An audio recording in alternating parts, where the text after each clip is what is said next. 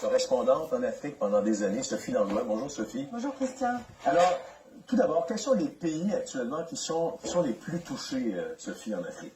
Ce sont les pays de l'Afrique du Nord, l'Algérie en tête et l'Afrique du Sud, donc les deux extrémités du continent.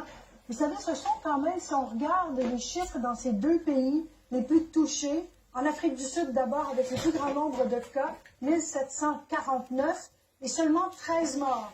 De l'autre côté, en Algérie, un nombre sensible de cas, 1768, mais 194 morts. Donc, beaucoup plus de décès en Algérie pour un nombre semblable de cas. Comment expliquer cette dichotomie dans les chiffres? Eh bien, je pense que c'est une illustration parfaite qu'il faut faire attention aux chiffres.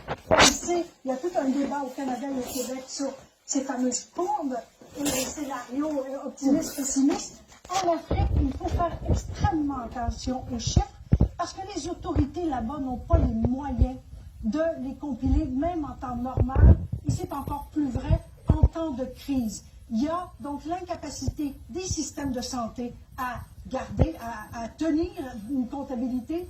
Il y a aussi des systèmes politiques qui ont intérêt à minimiser l'ampleur de la menace et l'ampleur des cas réels. Ce qui est intéressant, c'est qu'en Algérie, parlant de politique, c'est un pays qui est aux prises avec une révolte populaire qui perdure depuis un an, une révolte qui a fait tomber Bouteflika, l'ancien président qui s'accrochait au pouvoir même s'il ne parlait même plus depuis 4 ans. La pandémie a en quelque sorte étouffé ce mouvement populaire, mais les opposants au régime demeurent très vigilants et dénoncent ces chiffres comme étant probablement largement sous-estimés. Mais les gouvernements, en Algérie comme ailleurs, partout, ils essaient de donner le message qu'on entend ici depuis un mois, de confinement, mais ça commence tout juste à se rendre aux populations. Est-ce qu'on a raison de croire, Sophie, que la maladie semble se propager plus lentement, ou en tout cas moins rapidement en Afrique? En tout cas, les chiffres indiquent cela, et l'OMS, l'Organisation mondiale de la santé, et l'ONU ne cessent de dire depuis un mois que l'Afrique est une bombe à retardement. Donc, on s'attend depuis un mois à voir les chiffres exploser. Or, ce n'est pas encore arrivé. Écoutez, 10 000 cas, 500 décès pour plus d'1 milliard de population, ça demeure très modeste. Ce que l'on sait, évidemment.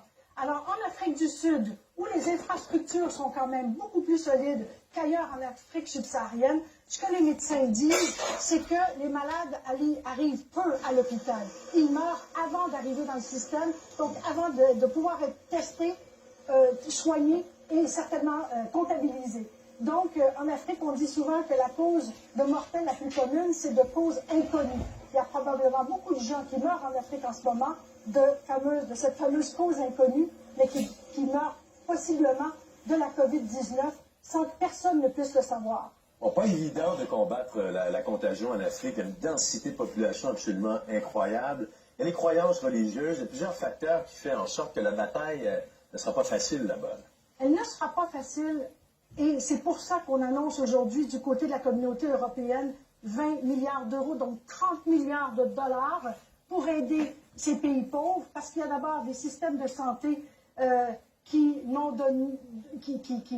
peuvent pas faire face même à des soins de santé en temps normal. Alors imaginez une épidémie. J'étais en Guinée, moi, il y a 1 mois et demi, Guinée, là où a commencé l'épidémie d'Ebola, où nous étions d'ailleurs il y a 5 ans, et on aurait pensé que comme c'est un pays qui a été durement frappé, plusieurs milliers de morts en Guinée avec l'Ebola, qu'ils auraient mis en place le système de santé, au moins un grand hôpital à Conakry, la capitale, pour être capable d'y répondre. Eh bien non, l'hôpital il y a eu des travaux de fait, mais ils ne sont même pas encore terminés.